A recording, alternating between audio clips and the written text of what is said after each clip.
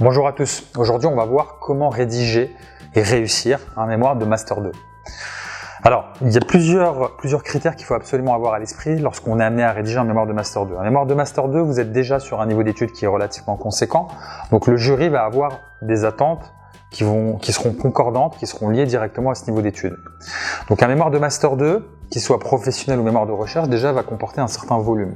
On est en règle générale entre 50 et 80 pages, voire 100 pages. En fonction du type de mémoire. Donc ça sera un très gros travail. Donc un très gros travail sur lequel vous allez passer beaucoup de temps.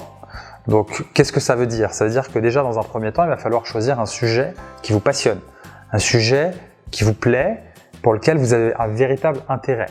Et idéalement qui correspond à une problématique de terrain à laquelle vous avez pu déjà être confronté, ce qui sera une source d'inspiration et qui va susciter un intérêt qui va transparaître tout au long de la rédaction de votre mémoire. Idéalement, c'est également un sujet qui sera novateur, donc pour lequel vous allez apporter quelque chose de nouveau, non pas vous contenter de reprendre ce qui a déjà été traité par vos prédécesseurs.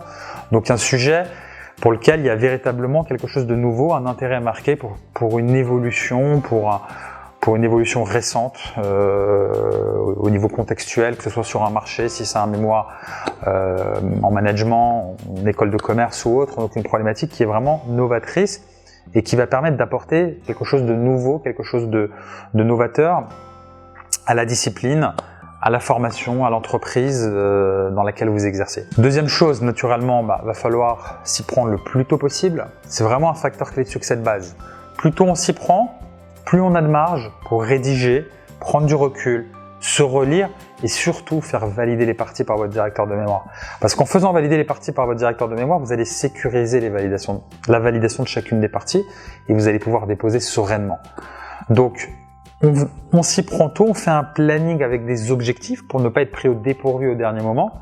Le fait de procrastiner, c'est souvent un élément qui fait travailler au dernier moment. Donc, on n'a pas de planning, on risque une situation très stressante et d'être pris vraiment au dépourvu et puis de bâcler le travail à la fin. Donc, on ne procrastine pas, on fait un planning et on s'y prend le plus tôt possible. Alors, de grandes parties qu'on va avoir au sein du mémoire, on va avoir une partie théorique, revue de littérature, qui va s'appuyer sur un niveau Master 2, donc on va attendre vraiment une bonne trentaine, vraiment une vingtaine, c'est vraiment le grand minimum, idéalement une trentaine de références académiques.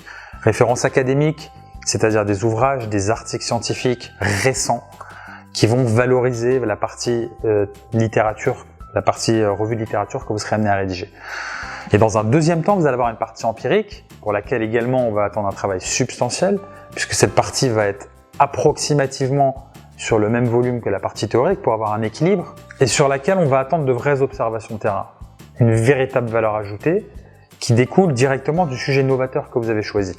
Donc ça passe par des questionnaires, des entretiens, des observations de terrain, et des observations qui sont suffisantes et avec des analyses qualitatives pertinentes pour dégager, on va dire, des réponses et à nos analyses et pouvoir confirmer ou infirmer les hypothèses de départ et répondre in fine à la problématique pour apporter de la valeur. Enfin, on a une partie préconisation qui est absolument inéluctable, qui va permettre d'apporter une continuité à notre partie empirique et une conclusion avant la conclusion, c'est-à-dire c'est véritablement la partie qui sera le cœur de notre valeur ajoutée et qui va découler de nos observations de terrain, de la partie empirique.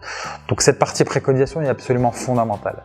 Donc si vous respectez ces critères-là, une partie préconisation qui est substantielle et pertinente, un équilibre entre la partie empirique et la partie théorique, avec de vraies sources de qualité qui sont utilisées pour la partie théorique et de vraies observations suffisantes, des questionnaires ou des entretiens qui apportent une véritable valeur au sein de votre mémoire, ça va nous permettre d'avoir un mémoire qualitatif qui aura la meilleure note possible.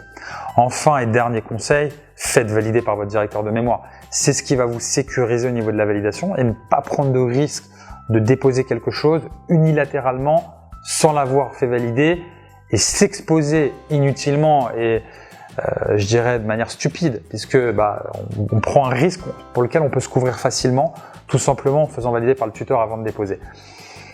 On fait valider et on sécurise la validation et on dépose sereinement un écrit qui a déjà été validé. Voilà, j'espère que ces conseils vont vous aider à rédiger et à réussir votre mémoire de Master 2.